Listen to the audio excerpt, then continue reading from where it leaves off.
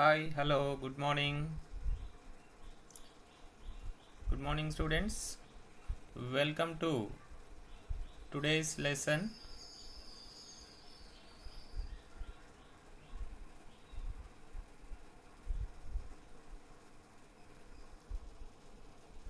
Today I am going to teach NCERT grade 10th history, that is India and the contemporary world 2, under chapter 2 Nationalism in India part 2.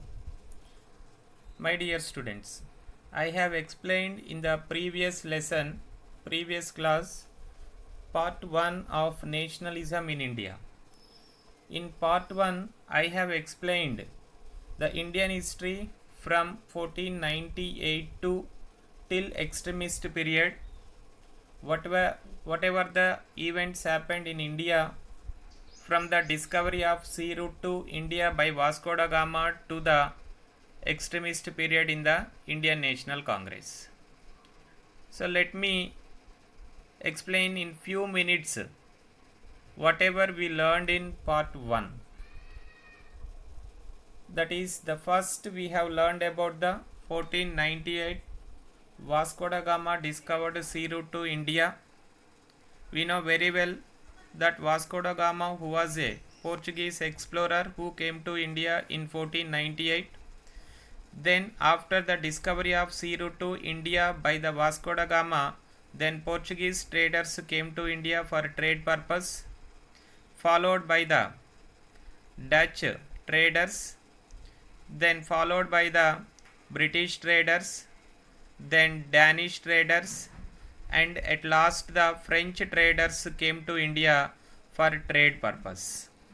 All these 5 European companies came to India for trade purpose. Then they were engaged in wars with each other. Finally, the other European companies like the French traders, Danish traders, Dutch traders and the Portuguese traders, they left the country because they could not compete with the British East India Company. Then after, there were many changes happened in the Indian history in administration. That is, the British East India Company, they entered in the Indian politics.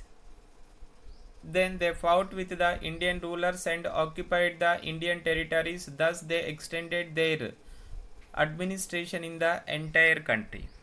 In that, the first incident which was happened in 1757 between the Nawab of Bengal, that is Siraj Uddaulah, and the East India Company, that is under the leadership of Robert Clive. The battle was happened between the Siraj Uddaulah and Robert Clive in 1757 at Plassey. This battle we can call it as the Plassey battle. Then Buxar battle was happened in 1764. After the Buxar battle, East India Company occupied the Bengal province and they became the real rulers in the Bengal province. Then they started the expansion of their administration in the entire country. Thus, they fought with the Mysore rulers, that is Hyder Ali and Tippu Sultan. 4 Anglo-Mysore wars were happened between the East India Company and the Tippu Sultan and his father Hyder Ali. Then finally, the Mysore kingdom came under the control of East India Company. Thus, they extended their king administration in the South India. Then they concentrated on the western part, because at that time the western India was under the control of powerful Maratha rulers. The Maratha rulers fought with the East India Company in 3 different wars. Finally, the British East India Company had expanded their administration even in the western part also. Not only these wars, they also followed the different methods for the expansion of their empire. That is one doctrine of lapse. This doctrine of lapse policy was introduced by the Lord Dalhousie in 1935. According to the doctrine of lapse, if any Indian ruler died without a male successor, his or her kingdom would be comes under the control of the East India Company. Thus, many Indian kingdoms like Jhansi, Satara came under the control of East India Company. And one more policy they introduced in the Indian history, that is the subsidiary alliance. This subsidiary alliance policy was introduced by the Cornwallis. According to this policy, Indian rulers does not have the right to maintain their own armies. Whenever the Indian rulers required the army, then East India Company had supplied. Then they had collected some revenue from the Indian rulers. Those who are unable to pay the revenue, their kingdoms would become under the control of East India Company. Then, against to the British policies and their administration, some of the Indian rulers they started a movement, a revolt against to the East India Company in 1857, which was the major revolt against to the East India Company.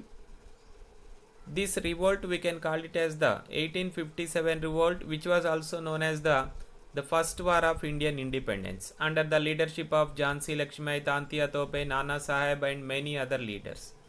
But this revolt was easily suppressed by the British East India Company because there were many reasons for the failure of 1857 revolt. One is there was no proper leadership among the Indian rulers, Indian leaders, and the Indian soldiers did not have weapons and they did not have any kind of training, and there were many other reasons for the failure of 1857 revolt.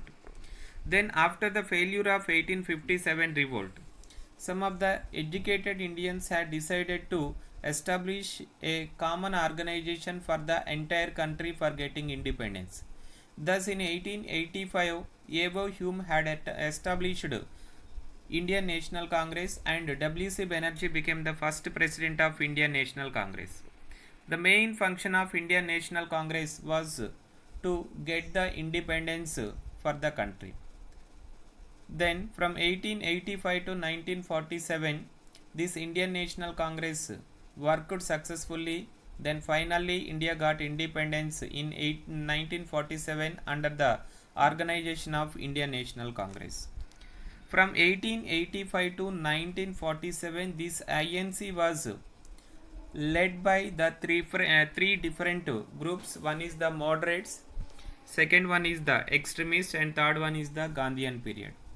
Moderates led the Indian National Congress from 1885 to 1905 under the leadership of W.C. Banerjee, Dadabhai Nauroji, Firoz Shah Mehta, Gopalakrishna Gokhale and many other leaders.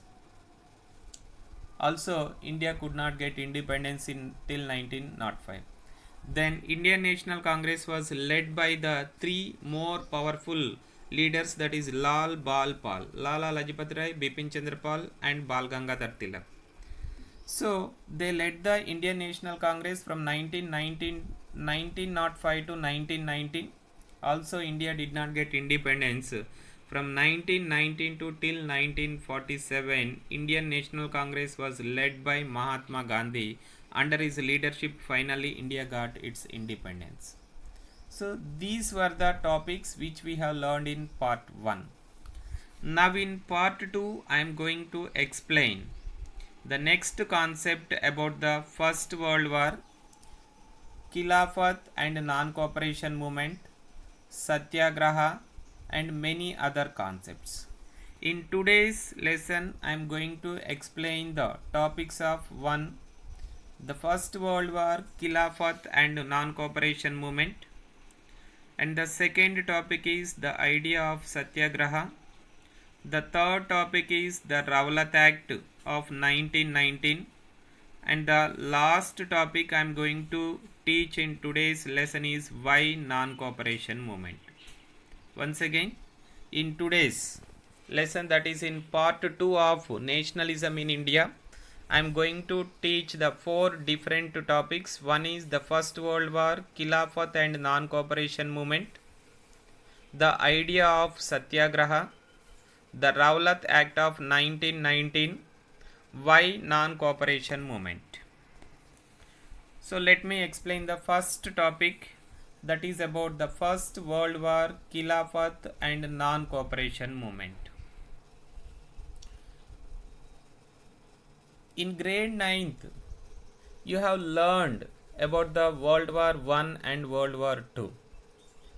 World War One was happened from 1914 to 1918. We know very well the reasons of First World War and the immediate cause of First World War. Let me explain about the immediate cause of the World War One. There were many countries in the Europe continent. In that, Austria is one country and Serbia is one country. Austrian Prince Ferdinand, he went to the Serbia with his wife Sofia. There one Serbian killed both Ferdinand and Sofia. Thus Austria asked the explanation to Serbian government. Then Serbian government rejected to give the explanation. Thus some of the countries are supported to the Serbia and some of the countries are supported to Austria. Thus this issue became one of the major problem. Then it leads to the First World War, which was continued from 1914 to 1918. And we know very well the consequences of First World War. There were many incidents happened, means more than 1 crore people were died in the First World War. And there was a heavy loss of life and the property.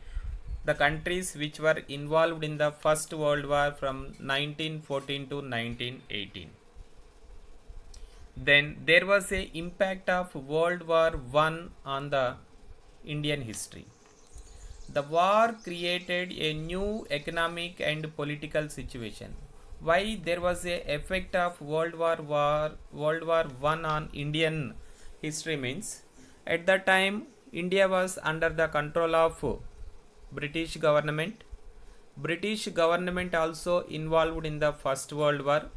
That is why India became one of the suppliers of the soldiers and the raw materials for the war needs. Thus there was a effect on Indians in the First World War. It led to huge increase in the defense expenditure. So when the countries were involved in the First World War, it continued from 1914 to 1918. In the 4 years of war, the defense expenditure was increased a lot, which was financed by war loans and increasing taxes. To meet the expenditure of the World War One, then the government had decided to take loans from the banks and also decided to increase the taxes and to collect the more taxes from the public to meet the needs of the World War One from 1914 to 1918. Thus what happened? The government had increased the customs duties and also introduced the income tax. Till First World War, that is till 1918, there was no income tax in our country. But after the First World War, the British government had introduced a new tax and started collecting from the Indians, that is the income tax. Then through the war years from 1914 to 1918, prices were increased, doubling between 1913 and 1918, leading to extreme hardship for the common people. Every commodity price was increased. Before World War One, the cost of a item is 5 rupees. If then after the World War One, this cost of the same item was increased to 10 rupees. Thus the commodities prices were increased.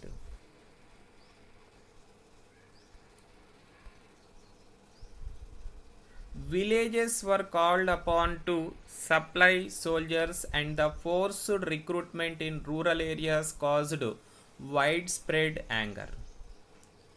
From 1914 to 1918, 4 years, the First World War was extended.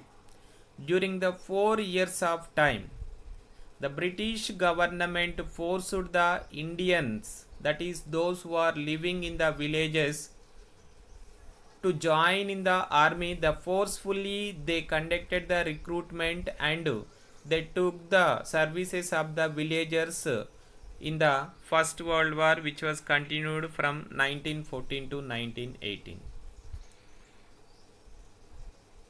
So large number of innocent Indian soldiers were died in the First World War on behalf of the British. Then in 1918 to 1919 and from 1920 to 1921, crops failed in many parts of India, resulting in acute shortage of food. Due to the natural calamities, in the 2 years, financial years from 1918 to 1919 and from 1920 to 1921, 2 years agricultural crops were failed. Farmers were unable to produce the large quantity of crop production that resulted the shortage of food grains in the country. These were the effects of First World War on India from 1914 to 1918. Once again, we can see the effects of World War I over India. The first effect of World War I over India was it led to a huge increase in defense expenditure, which was financed by war loans and increasing taxes. Which means we can understand that the tax rate was increased due to the First World War. Second effect was customs duties were raised and income tax was introduced.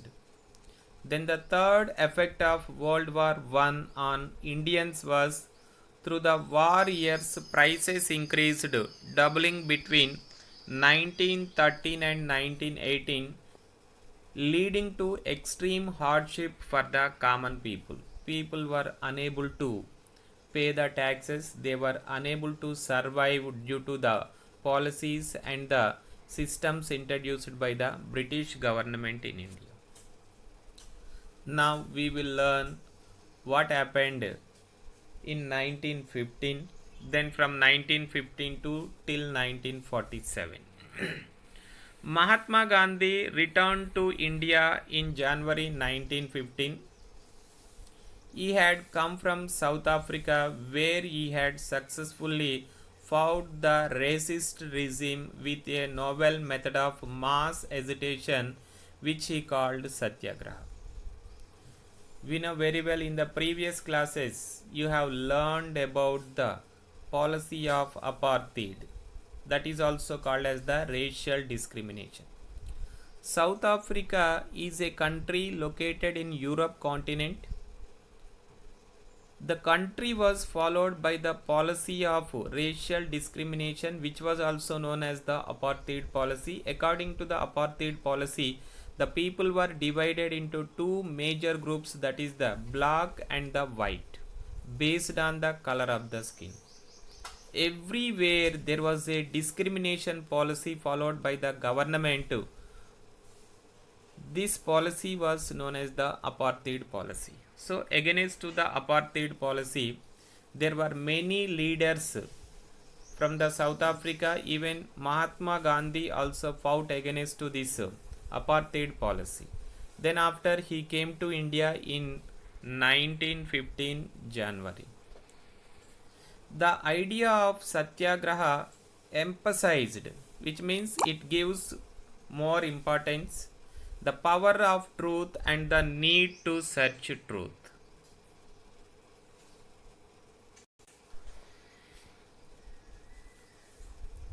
It suggested that if the cause was true, if the struggle was against injustice, then physical force was not necessary to fight the oppressor. Whoever is following the policy of discrimination or any violence, we no need to fight directly with that oppressors, because our struggle was against to the injustice. When we are fighting against to the injustice, so we no need to use the physical force, and we have to follow the method, non-violent method, that is called Satyagraha.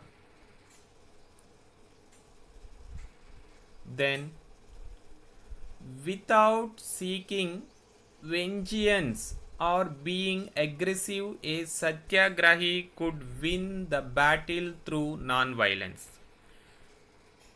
So to fight against to the injustice or anything, we no need to use the physical force.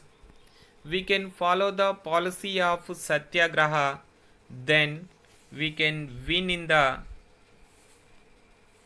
fight against to the oppressors. That is the meaning of satyagraha. This could be done by appealing to conscience of the oppressor. Oppressor means a person whoever were following the methods against to the public. So for them, by appealing again and again, we can get the justice and we can get whatever we want. People, including the oppressors, had to be persuaded to see the truth instead of being forced to accept truth through the use of violence. Means after appealing several times, they can understand, then they can accept whatever the injustice has done others. Then they will accept and they will give whatever we want. By this struggle, truth was bound to ultimately trump victor. Then finally, the persons will get victory through the policy of satyagraha. Mahatma Gandhi believed that this dharma of non-violence could unite all Indians. So these were the main concepts which we have learned from the idea of satyagraha. So once again we can recall the terms which we have learned under the idea of satyagraha. Or the idea of satyagraha emphasized the power of truth and the need to search for the truth. Satyagraha is nothing but the truth, telling truth, explaining about the truth. Everything is comes under the truth. The power of truth is nothing but satyagraha. It suggested that if the cause was true, if the struggle was against injustice, then physical force was not necessary to fight the oppressor. Without seeking vengeance or being aggressive, a satyagrahi could win the battle through non-violence. Whoever are following the policy of satyagraha, then they will get the victory by following the non-violent methods. This could be done by appealing to the conscience of the oppressor. By this struggle, truth was bound to ultimately trump. So we can understand overall, satyagraha means the power of truth. If we use the power of truth everywhere, then we will get success and we will win everywhere. That is the overall meaning of satyagraha. Then we will learn about the Champaran Satyagraha. Champaran is a district which is located in the state of Bihar. There what happened? The farmers, those who are growing different crops, were forced by the British government to grow the indigo crop instead of food crops and other crops. After arriving in India, Mahatma Gandhi successfully organized Satyagraha movement in various places. In 1917, he traveled to Champaran in Bihar to inspire the peasants to struggle against the oppressive plantation system. Means in Bihar, the British government insisting the farmers to grow the indigo crop instead of the food crops. Why? Because indigo was one of the essential raw material for making dye, which is having highest value in the European markets. That is why they forced the Indian farmers to grow the indigo crop instead of the other crops. If they were unable to grow the indigo crop, then their lands would be taken by the British government. So against to this method, under the leadership of Mahatma Gandhi in 1917, they protest against to the British government. Then finally it was succeeded under the leadership of Mahatma Gandhi. This was the first movement started by the Mahatma Gandhi in 1917. After that, the second Satyagraha movement was launched by Mahatma Gandhi in 1918 at Kheda. Kheda was a district located in the state of Gujarat. In 1917, he organized a Satyagraha to support the peasants of the Kheda district of Gujarat, affected by crop failure and a plague epidemic. The peasants of Kheda could not pay the revenue and were demanding that revenue collection be relaxed. The problem of Kheda Satyagraha was, Kheda was a district located in the state of Gujarat once again. There, due to the natural calamities, farmers were unable to produce the large quantity of crop production and there was a failure of crop production. But the British government decided to collect the taxes from the farmers if there was failure of crops also. Then the farmers started a protest against to the British government policy to collect the revenue from the farmers. It was supported by Mahatma Gandhi. Then his followers also supported. Then finally it was successfully organized by Mahatma Gandhi in 1970. After this, one more Satyagraha movement was launched by Mahatma Gandhi in 1918, which was Ahmedabad mill strike. Ahmedabad is a city located in the state of Gujarat. In 1918, Mahatma Gandhi went to Ahmedabad to organize a Satyagraha movement amongst cotton mill workers. That Ahmedabad was one of the largest city in Gujarat, and there were large number of cotton textile industries were established because the entire Gujarat and its surroundings were covered with the black soil. That is why cotton is one of the important crop grown by the farmers in the Gujarat. That is why large number of cotton textile mills were established and large number of people were working as daily wage workers and the permanent workers in the cotton mills under the British East India Company. But the British government did not pay the huge wages to the workers. Then the workers demanded the British government and the owners to pay the more wages because they were working from dawn to dusk, from morning 8 to till night 10 o'clock they were engaged in the work. That is why they demanded the more wages, but the organization was denied their demands. Then finally they started a protest against to the owners. Then it was supported by Mahatma Gandhi in 1918. Now we can see on the Indian map that the places of these Satyagraha movements were launched by Mahatma Gandhi. The first Satyagraha movement was started by Mahatma Gandhi in 1970, was at Champaran at Bihar district. Then second one is Kheda Satyagraha movement. It is in Gujarat. It is also in 1917. Then the third one is in Ahmedabad. That is in 1918, which is also located in the state of Gujarat.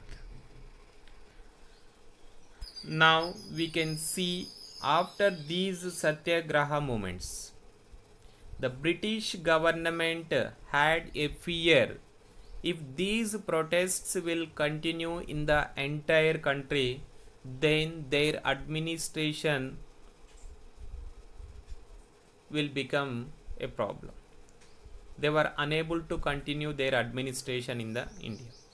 That is why in 1919 the British government passed an act was called as the Rowlatt Act of 1919.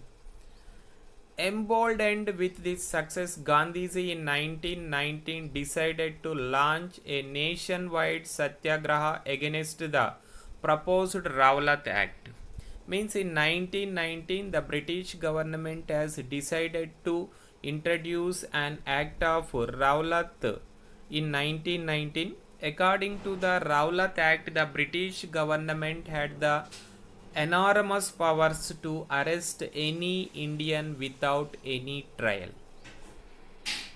This act has been hurriedly passed through the Imperial Legislative Council despite the united opposition of the Indian members.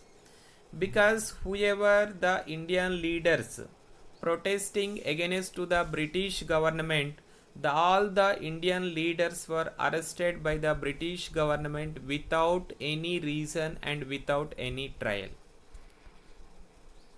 It gave the government enormous powers to repress political activities and allowed detention of political prisoners without trial for 2 years. Means according to this 1919 Rowlatt Act, the British government had the power to arrest any Indian without any reason. Mahatma Gandhi wanted non-violent civil disobedience against such unjust laws, which would start with a hartal on 6th April. Against this act, the Mahatma Gandhi had decided to start a movement in India. Rallies were organized in various cities. Workers went on strike in railway workshops and shops closed down. These were the different activities organized by Mahatma Gandhi, and the people also supported to this movement. Alarmed by the popular upsurge and scared that lines of communication such as the railways and telegraph would be disrupted, the British administration decided to clamp down on nationalists. The main motto of the British government to stop the national movements against the British government. Local leaders were picked up from Amritsar and Mahatma Gandhi was barred from entering Delhi. On 10th April, the police in Amritsar fired upon a peaceful procession, provoking widespread attacks on banks, post offices, and railway stations. Against the Rowlatt Act of 1919, Indians they conducted a huge meeting at Jallianwala Bagh. That Jallianwala Bagh meeting hall was constructed by a huge wall and there was only one entrance. Thus, what happened when the Indians were conducting a meeting at Jallianwala Bagh, then the British army leader General Dyer he entered into the Jallianwala Bagh with his troops and he gave the shoot and sight orders on the Indians. Martial law was imposed and General Dyer took command. On 13th April, the infamous Jallianwala Bagh incident took place. In that incident, large number of Indians were died. More than 10,000 Indians were killed by the British army under the leadership of General Dyer. On the day, a large crowd gathered in that enclosed ground of Jallianwala Bagh. Some came to protest against the government's new repressive measures. Others had come to attend the annual Baisakhi fair. Being from outside the city, many villagers were unaware of the martial law that had been imposed. Dyer entered the area, blocked the exit points, and opened the fire on the crowd, killing hundreds. Thousands of people were died. This entire incident we can call it as the Amritsar massacre, which was happened in April 13, 1919. As the news of Jallianwala Bagh spread, crowds took to the streets in many North Indian towns. There were strikes, clashes with the police, and attacks on government buildings. Then the people, they started the violent methods against the British government, because in Jallianwala Bagh massacre there were 10,000 Indians were killed by the British government. The government responded with brutal repression, seeking to humiliate the terrorized people. Satyagrahis were forced to rub their noses on the ground, grovel on the streets, and do salam to all sahibs. People were flogged and villages were bombed. There were many violent incidents were happened in India after the Jallianwala Bagh massacre. Seeing violence spread, Mahatma Gandhi called off the movement against the British government. While the Rowlatt Satyagraha had been a widespread movement, it was still limited mostly to cities and towns. Means this Rowlatt movement was spread only in the cities and the towns, but the people who were living in the villages, they did not enter into this movement, because there was no proper communication system in the country at the time, and there were no proper messengers also to spread this message to the people who are living in the village areas. That is why very less number of people involved, that also only from the cities and the towns.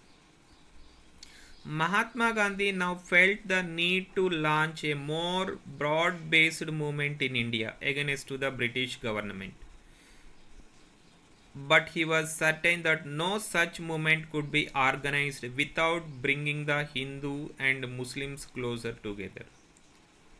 Still, there was no unity among the Muslims and the Hindus. That is why first Mahatma Gandhi decided to bring the unity between the Muslims and the Hindus. Then he wanted to start a mass movement against the British government and their administration.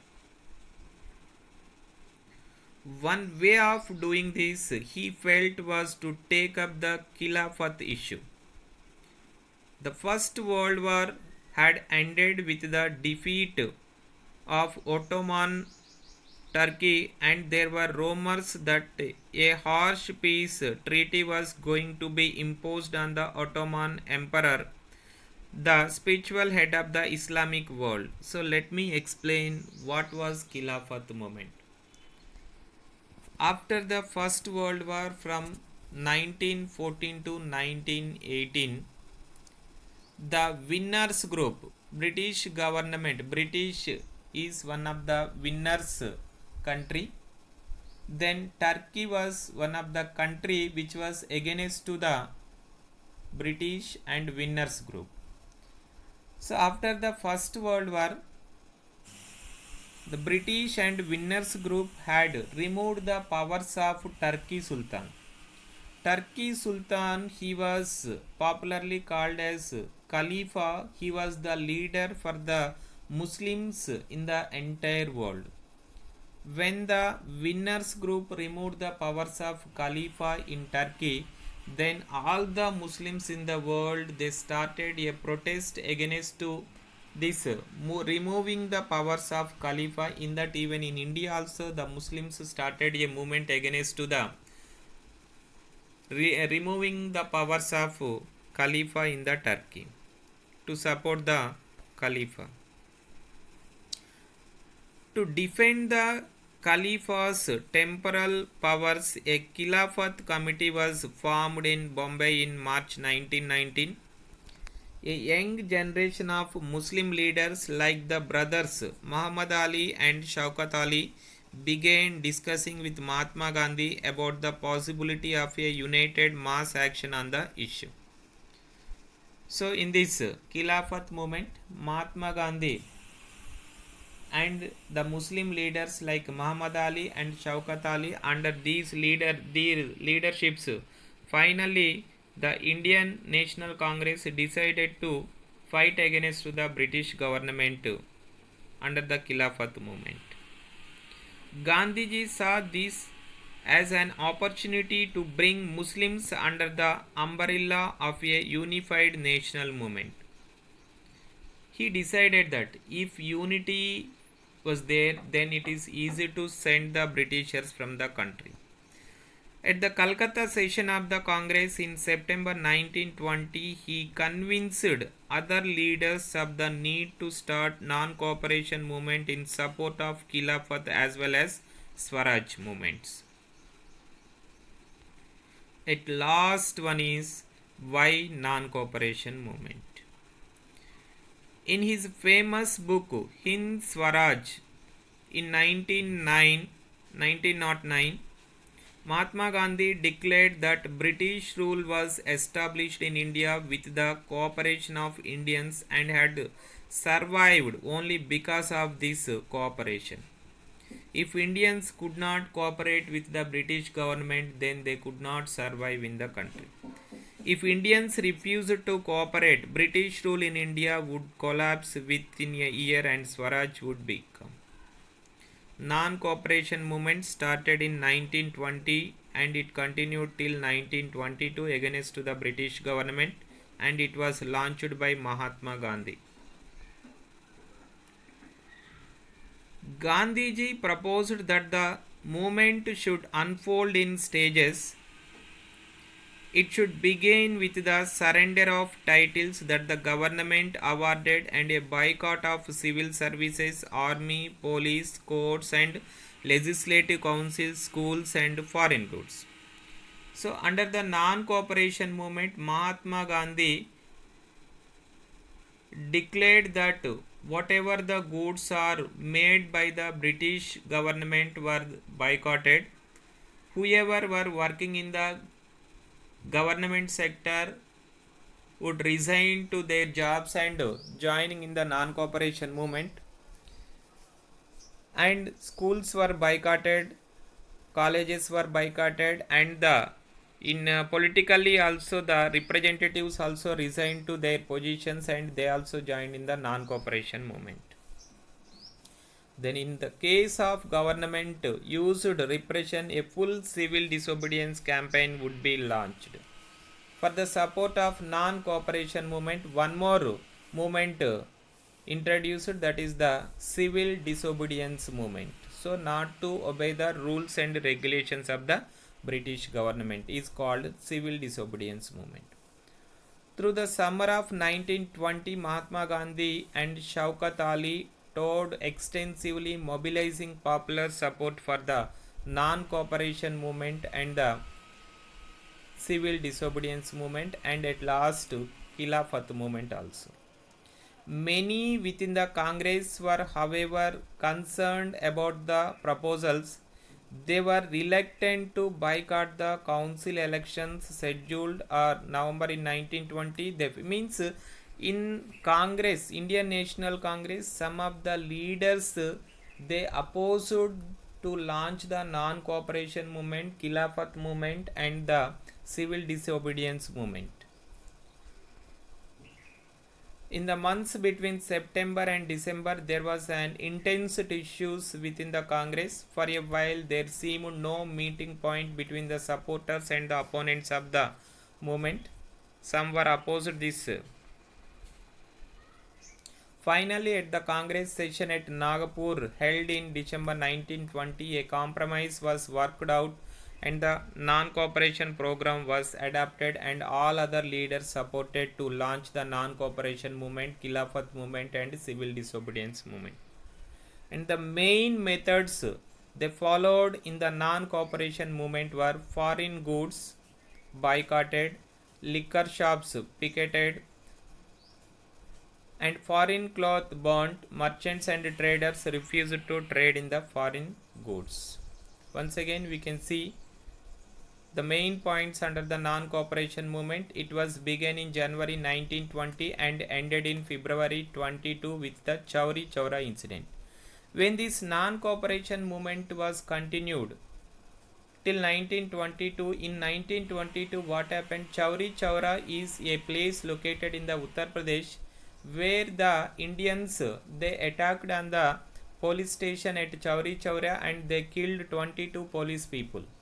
Then after this incident, Mahatma Gandhi called off the non-cooperation movement because his method was only non-violent method.